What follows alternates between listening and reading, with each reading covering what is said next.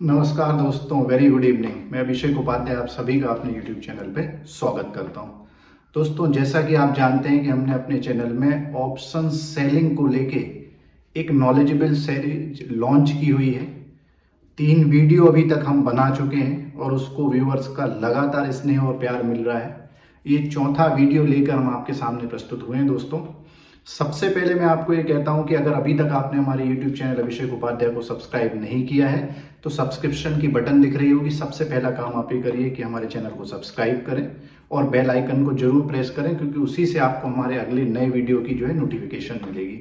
दोस्तों, option selling को लेके मार्केट में आप जाएंगे, तरह तरह के कोर्सेज आपको मिलेंगे, कई ऑफलाइन कोर्सेज, कई ऑनलाइन कोर्सेज, जिसमें कई लोग हजारों रुपए लेके भी आपको सही तरीके का जो थ्योरेटिकल, प्रैक्टिकल और चार्ट के माध्यम से जो समझाना है।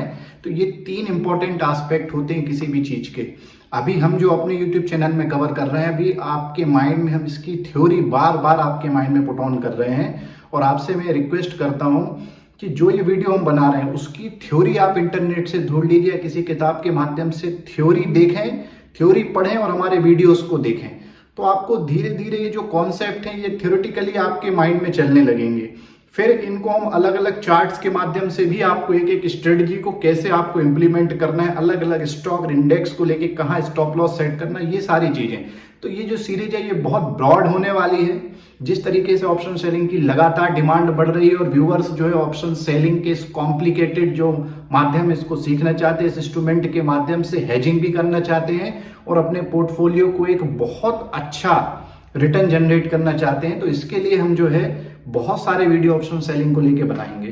तो दोस्तों, आज ये जो इंपॉर्टेंट वीडियो हम बनाने वाले हैं उसका टॉपिक हमने रखा है एक और इंपॉर्टेंट डायरेक्शनल स्ट्रेटजी की आज हम बात करने वाले हैं। लास्ट टाइम जो हमने बात की थी आपसे, वो हमने आपसे बुल पुट स्प्रेड स्ट्रेटजी की बात की थी, अर्थात ये एक डायरेक्शनल स्ट्रेटजी थी। दूसरा, मार्केट में आपका व्यू बुलिश था और आपने पुट के माध्यम से जो इस स्ट्रेटजी को खेला था। आज जो हम स्ट्रेटजी की बात करने वाले हैं ये डायरेक्शनल स्ट्रेटजी है, पर मार्केट में या स्टॉक में आपका जो व्यू है वो बेरिश है। और चूंकि व्यू बेरिश है तो जो ऑप्शन का बायर है वो पुट के माध्यम से जनरली जो है ट्रेड करेगा, पर जो ऑप्शन का स्मार्ट सेलर है वो जो है कॉल के माध्यम से बेरिश ट्रेंड को खेलने की कोशिश करेगा। तो आज जो स्ट्रेटजी हम आपके सामने प्रस्तुत कर रहे हैं उसका नाम है बियर कॉल स्प्रेड स्ट्रेटजी। अब ये जो इंपॉर्टेंट 3 वर्ड हैं, सबसे पहले इन्हीं की चर्चा कर लेते हैं और इसको बिल्कुल सिंपल मैं आपके लिए कर रहा हूं दोस्तों। इसके अलावा आगे वीडियो में हम आपको इस स्ट्रेटजी के बेनिफिट भी बताने वाले हैं।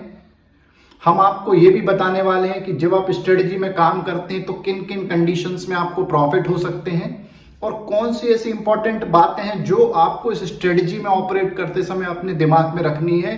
तो इंपॉर्टेंट ऑप्शन के बेसिक्स की भी कुछ हम चर्चा करने वाले हैं जो इस स्ट्रेटजी में रिलेटेड है। तो चलिए सबसे पहले बात करते हैं, आपको ये जो 3 वर्ड हमने बोले इनका मतलब आपको समझाता हूं। तो दोस्तों, ये एक डायरेक्शनल स्ट्रेटजी है, अर्थात आपने ये डायरेक्शन बनाया है कि मार्केट में जो आपको लग रहा है कि अब जो व्यू है, या किसी पर्टिकुलर स्टॉक में भी आप ये स्ट्रेटजी यूज कर सकते हैं या इंडेक्स निफ्टी और बैंक निफ्टी में भी यूज कर सकते हैं। तो आपका व्यू बेरिश है। अब मान लीजिए जब आपने व्यू बेरिश बनाया है तो चूंकि आप ऑप्शन सेलर हैं इसीलिए आप इसमें कॉल सेल करके जाएंगे। तो बेरिश का मतलब है कि आपका व्यू बेरिश है, आपको ऐसा लग रहा है कि गिरावट आ सकती है।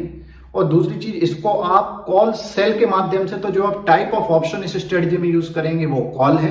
और तीसरा जो इंपॉर्टेंट वर्ड है स्प्रेड, इसका मतलब है कि इसमें बाइंग और सेलिंग दोनों आप परफॉर्म करेंगे एक साथ।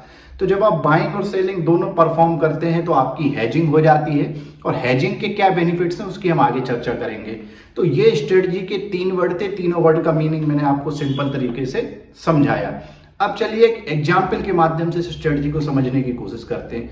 दोस्तों, मान लीजिए निफ्टी का भी जो स्पॉट प्राइस है, जो करंट मार्केट प्राइस है निफ्टी का, वो 18,000 है। अब जब 18,000 निफ्टी का स्पॉट प्राइस है तो 18,100, 18,200, 18,300 के कॉल अवेलेबल होंगे, 18,000 का भी कॉल अवेलेबल होगा, 17,900 का भी कॉल अवेलेबल होगा, 17,800 का भी कॉल अवेलेबल होगा। तो 18,000 का स्पॉट प्राइस पे अगर आप 18,000 का कॉल सिलेक्ट करते हैं तो ये फिर आपका एट द मनी कहलाएगा। ये मैं बार बार आपको इसलिए बता रहा हूं दोस्तों कि किसी भी स्ट्रेटजी में या ऑप्शन सेलिंग या बाइंग की बात करो, आप दोनों ही केस में आपको in the money, at the money और आउट द मनी आइडेंटिफाई करते बनना चाहिए। इसलिए मैं बार बार बता के आपके दिमाग में सेट कर दूंगा। तो 18,000 का अगर स्पॉट प्राइस है और वो स्ट्राइक प्राइस आप सिलेक्ट कर रहे हैं, इसका मतलब है एट द मनी है। 18,100 का कॉल के केस में जो बात है वो आउट द मनी की होगी, क्योंकि 100 रुपए ये बाहर है। 17,900 पे आप आओगे, चूंकि स्पॉट प्राइस मार्केट प्राइस 18,000 है, हम नीचे जा रहे हैं कॉल के केस में, मतलब इन द मनी है।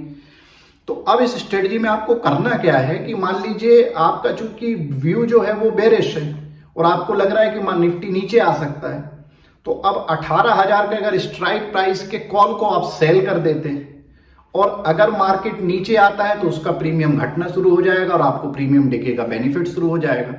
पर मान लीजिए कि अगर मार्केट ऊपर बढ़ना शुरू हो जाता है और बहुत तेज ऊपर की तरफ निफ्टी में रैली आ जाती है, तो इससे प्रोटेक्शन के लिए इस स्ट्रेटजी की सबसे बड़ी विशेषता है कि आप 18,200 का कॉल भी बाय करेंगे दोस्तों। कई लोग 200 पॉइंट ऊपर, कई लोग 300 पॉइंट ऊपर, कई लोग 400 पॉइंट ऊपर, ये डिपेंड करता है कि आपका कॉन्फिडेंस लेवल क्या है।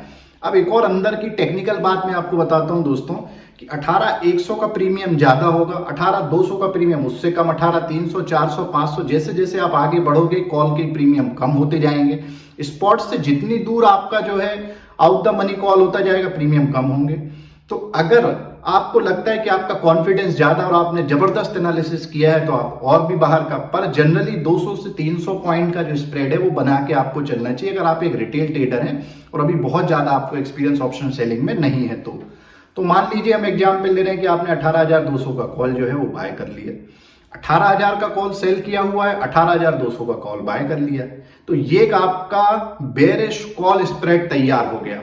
अब इस स्ट्रेटजी में इन 3 कंडीशंस को देखते हैं, कहां कहां हमें फायदा हो सकता है और कहां नुकसान के चांसेस बन रहे हैं।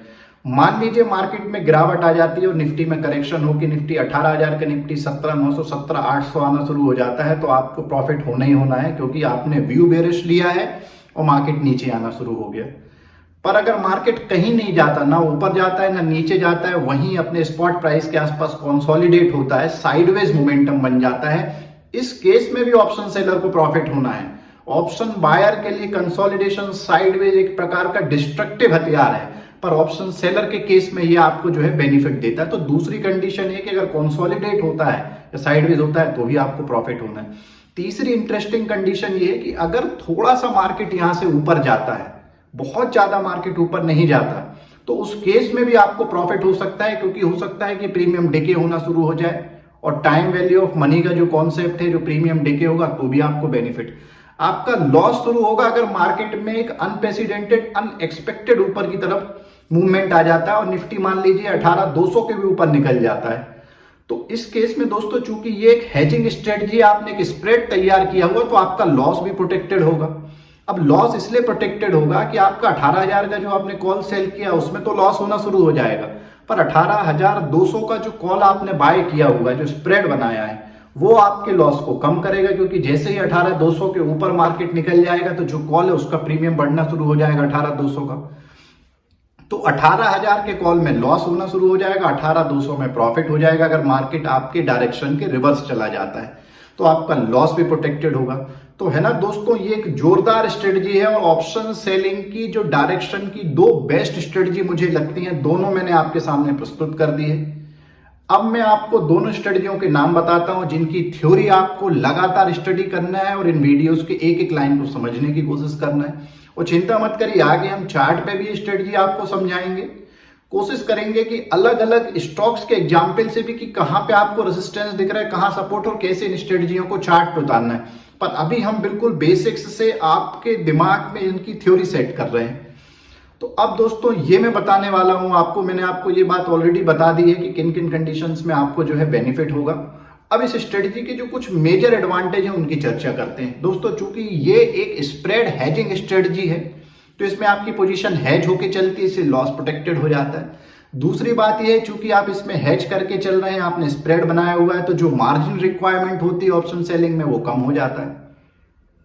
और तीसरी अच्छी बात यह है कि चूंकि ऑप्शन सेलिंग में विनिंग प्रोबेबिलिटी हमेशा सेलर के फेवर में होती है, तो जो आपकी विनिंग प्रोबेबिलिटी है वो हाई रहेगी।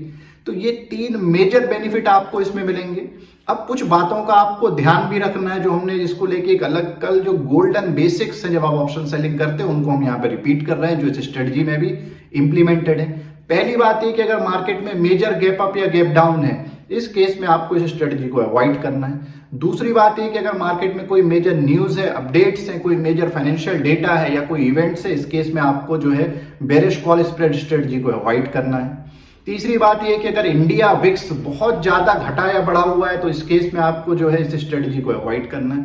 और चौथी बात यह है कि अगर आप एक्सपायरी के दिन इस स्ट्रेटजी को काम में ला रहे हैं, उपयोग कर रहे हैं, तो आपको 2 बजे के बाद स्ट्रेटजी को क्लोज कर लेना है, क्योंकि उस पर कभी भी गामा इफेक्ट आ सकता है। गामा इफेक्ट क्या होता है, अगर इस बारे में आप जानते हैं तो कमेंट में हमें बताएं, या आप अगर गामा इफेक्ट के बारे में वीडियो चाह रहे हैं तो फिर भी हमें कमेंट में बताएं, हम एक अलग से वीडियो आपके सामने प्रस्तुत करेंगे। तो दोस्तों ऑप्शन ग्रीक्स को लेके भी हम बहुत सारे वीडियो बनाएंगे। तो आज की जो स्ट्रेटजी थी बेरिश कॉल स्प्रेड, आशा करता हूं कि कुछ समझ आपकी डेवलप हुई होगी। बेरिश कॉल स्ट्रेटजी के क्या बेनिफिट हैं और बेरिश कॉल स्ट्रेटजी में किन किन कंडीशंस में प्रॉफिट होता है और किन महत्वपूर्ण गोल्डन बेसिक बातों का आपको ध्यान रखना है, ये सारी चर्चा आज की वीडियो में हमने की है। आशा करता हूं आपको वीडियो पसंद आया होगा। अगर पसंद आया है तो इसे थम्स अप दीजिए, सब्सक्राइब कीजिए। अगली वीडियो में आपसे फिर मुलाकात होगी। Thank you very much, thanks a lot.